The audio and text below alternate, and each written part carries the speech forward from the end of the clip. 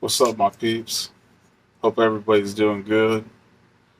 Man, so I had already recorded this video, but I had to re-record it because while I was trying to do my video, I had these couple of idiots, man. Like, I guess they were dumpster diving. Like, I don't know, maybe they were looking for like some computer stuff or something that was thrown away. But I had to go back there and see what they were doing. Like it was a couple of teenagers. I told them, if you guys are just dumpster diving, that's cool, but don't be messing with because there's like some work trucks back there.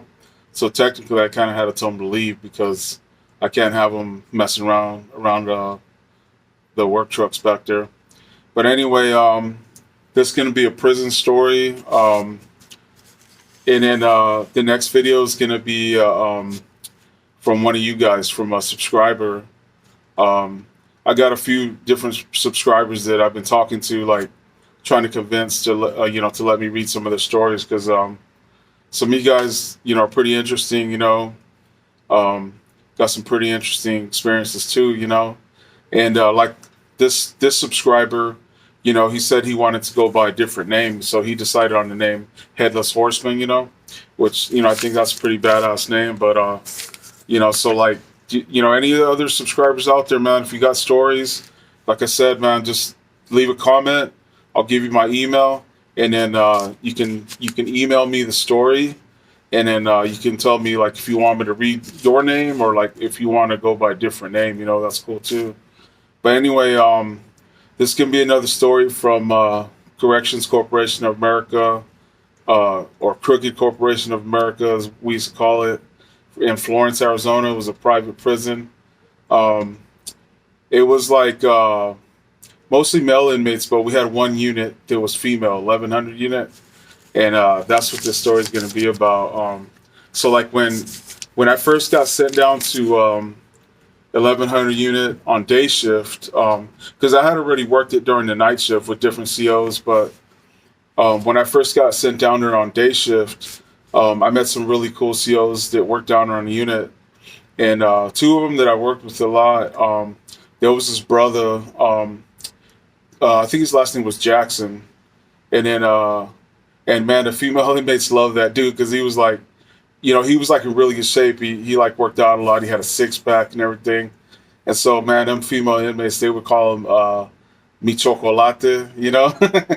And so like it was fun working with them though, because like we just had a good time, like joking around with the female inmates and stuff. Like, I never did anything, like I never crossed any lines or nothing, but it was just obviously it was more of a funner, more relaxed atmosphere, obviously, than working with men, like that you got to worry about getting assaulted by and or stabbed or something like that, or jumped. Like with female inmates, it was more like mostly like listening to their drama, like them trying to play mind games with you or trying to get you on the line. But and that happened to a lot of male COs, as you can imagine. But anyway, so they started telling him and this other CO, this Chicano, this little short Chicano CO, I can't remember his name. They started telling me like there was this incident that had happened, well, situation, not incident, with another male CO, this tall white dude. He was like a young dude, and I guess he was like a decent looking dude, like the female inmates and some of the female COs, had said that he was like good looking dude or whatever. So there was this female inmate. We're gonna call her Green Eyes. I can't remember her real name. Anyway, but she had green eyes. Obviously, she was a gangster chick. She was tall too. She was like 5'10", and she worked out a lot. But she wasn't like manly looking. She was just a big girl. Like looked like just a big athletic girl, and she was very attractive. But she was a tough girl too. She was like she was basically like she was the pod boss of her pod, and she also like pretty much ran the unit. She was one of the toughest girls in the unit, so she kind of ran the unit. And so like this chick, I wrote down all of her charges because she has so many of them. So like she was looking at a lot of time for one, for burglary, for possession to distribute, I think meth and like like probably like some blues or what do they call them, like oxycodone or whatever. Um, or I don't know if that's Percocet or might even be what's the other big one? I don't know. Anyways, doesn't fucking matter. Aggravated assault, domestic violence against her boyfriend. I guess she beat up her boyfriend a couple times, and then also apparently she was bisexual because she had a female girlfriend, and I guess she held her against her will. So I don't know if that's the same thing as kidnapping, but she had a charge for that. So she was looking at like over like about 20 to 25 years, I think. So as you can, tell from her charges, she had the potential in her to do like some serious stuff, because she's a very assertive type person, right? Violent, controlling, or whatever. So apparently, what had happened was she had her eye on this young white CO, and she probably, I guess maybe she's probably kind of like naive, and I guess she like figured he made a good target for what she wanted, right? And you guys know what she wanted, right? Because she'd been in there a while and she was looking at a lot of time, so I guess she figured she didn't have nothing to lose. So I guess she kind of was working on this CO for a while. Like I guess she would always like talk to him when she would see him. Like when he would come through the pod, she would stop him. Like she would come out to the front of her cell and stop him so they could talk. So she was like getting him comfortable with the situation, I guess, right? So I guess she waited for a day, like when it was there was a lot of staff, and it was like a busy day. It was maybe I think it was like a Monday or a Tuesday, and so like I guess the reason she chose that was because that way he wouldn't really be missed, because there was like other COs on the floor and there was a lot of stuff going on, like probably like commissary, like rec and visitations and shit. So what she did was she stopped him when he was walking by or walking through, and she said, can you come look at my sink? It's plugged up. And him like probably thinking like, oh yeah, this inmate's all right. I talk to her all the time, and maybe like he was put off guard too because she was attractive, and she was probably playing the role too, like kind of acting kind of like more dainty, like feminine or whatever. So he goes in her cell to look at her sink, and I guess what she did was when he walked in, she walked in behind him, and then she locked the door behind them, and so as soon as she locked the door, he because all the facts of it came out later on, right? So that's how we got the details of it. He spun around and was like, like obviously wanted to know why she locked the door, right? So when he turned around, she grabbed him from behind the neck like this, and she had a shank, a homemade knife. She put it to his throat, and told him, "Don't even fucking think about touching your radio, or I'm gonna stab you." And so he was like, scared, like, "Oh, okay," because she had the point to his throat, right? So she took his radio, turned it off, and then like I guess she went right for it. Like she started kissing homeboy, and like just like groping him, like just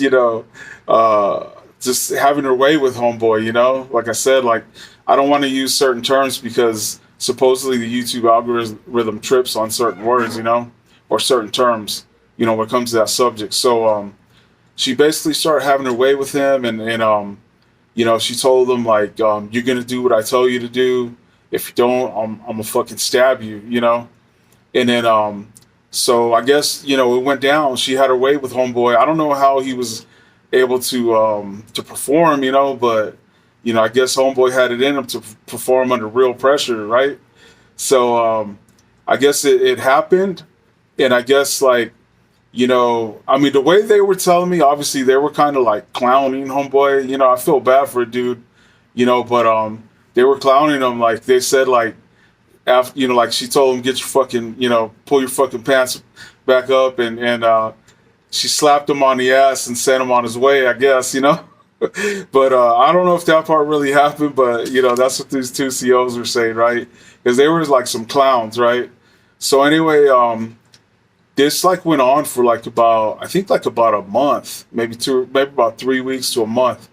And I guess like she had her way with homeboy at least like I think it was like maybe like 4 or 5 times. So whenever the opportunity arose, and I guess she always picked like those same days when it was like busy, so his presence wouldn't be missed. And then so like what happened was it kind of progressed like maybe after about the fourth or fifth time she told him, you're gonna do my celly too. And he was like, what? He was like, now I gotta do it with your celly too. And she was like, you're gonna do it with my celly or I'm gonna fucking snitch on you. And she was like messing with his head too. She was like telling him like, I'm gonna say that you initiated it, that you forced yourself on me. So if you don't do what I'm telling you to do, I'm gonna tell on you. I'm gonna go tell the sergeant or the case manager. So homeboy didn't know what to do. He felt pressured, I guess. So he did it with the celly too, right? And I guess like I don't want to make it sound like I'm picking on certain type of person or anything, because obviously I'm not. Because the celly was like a big heavy girl, like a big fat girl, right? A big heavy native girl.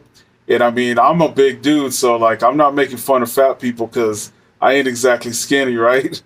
But anyways, like that's just the facts. Like I'm just telling the facts of the story, right? So he did his thing with her too, and then I guess this went down like a couple more times, and then like I guess the straw that broke the camel's back, or the last straw, I mean, was she told him, "You're gonna do both of us one day." She was like, we're gonna do a three-way."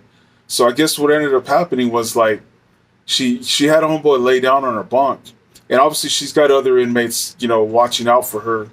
They all did what she said because she was the pod boss. And so like he was laying down on the bunk, and I guess she was straddled on him, right? Doing her thing, right? And then she had the cellies sit on his face, I guess. Supposedly that's what happened. So this big, like 300+ pound native girl was was basically getting a mustache ride. And I guess she damn near suffocated homeboy.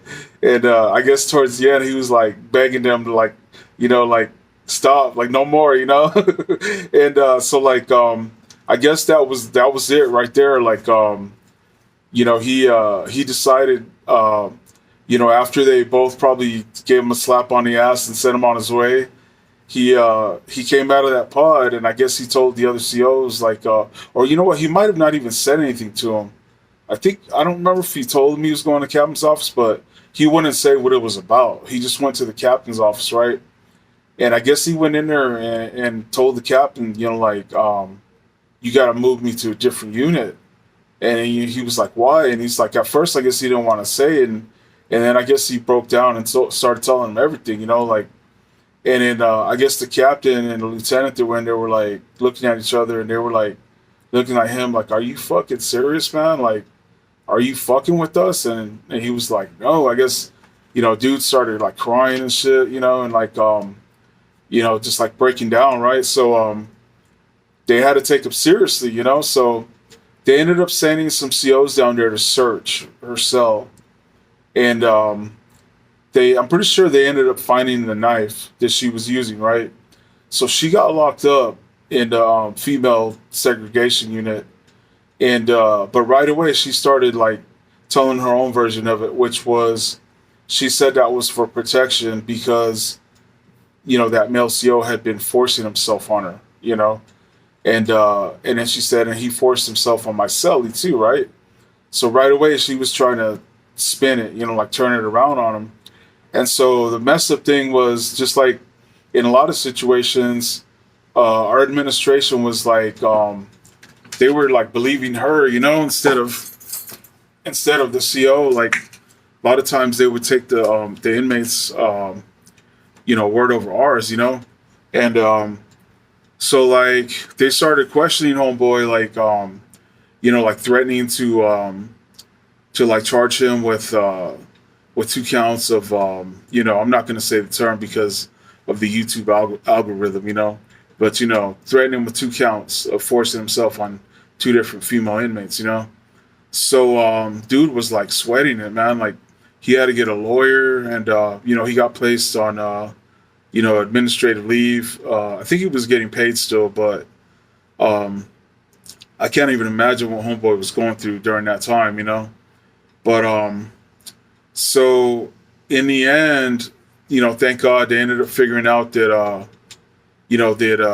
it was the other way around. That he was telling the truth, and so like, but the messed up thing is he still ended up losing his job because they told him like, oh well, you should have said something after the first time, like and maybe he should have, but like I don't know. He was like he probably didn't know like what was going to happen, like and it kind of turns out he was partly right, because they were believing the inmate at first, and trying to accuse him of some bad shit, right?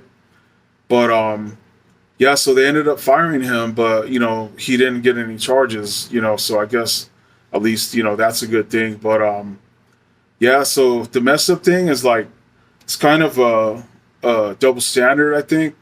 But like the female inmate, she didn't get any kind of charges for it. They just basically they put her in lockdown for 3 months, and that was pretty much it. Like they didn't put any charges on her, which they probably should have.